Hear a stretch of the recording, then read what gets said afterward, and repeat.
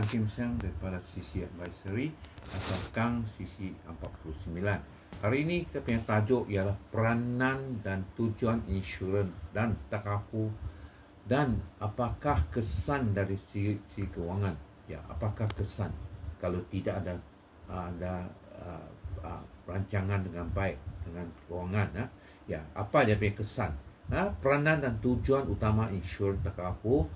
Tujuan asas kedua-dua insurans konvensional dan takaful patuh syariah adalah untuk menguruskan risiko dan mengurangkan beban kewangan apabila berlaku kejadian yang tidak dijangka. Ya, boleh faham sudah? Jadi, satu, pengurusan risiko kerugian, menyediakan papasan kewangan untuk menyambangi kerugian akibat kejadian luar jangka seperti kemalangan, penyakit dan kematian. Ya, kedua ialah pelindungan pendapatan melalui polisi hayat keluarga dan memastikan waris dapat atau keluarga anda mendapat penggantian pendapatan sekiranya gantian kerugian sekiranya pencari nafkah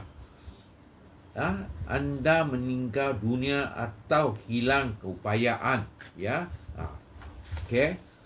Kesan terhadap ciri kewangan. Ya, kelemahan utama anda sambungkan pemikiran sudah anda insurans sudah cukup berpunca daripada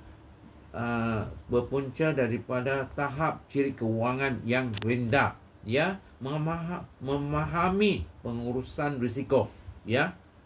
Jadi keperluan versus kehendak mendidik individu untuk membezakan perlindungan dan perlu. Ya, sila like, subscribe dan sokong. Terima kasih.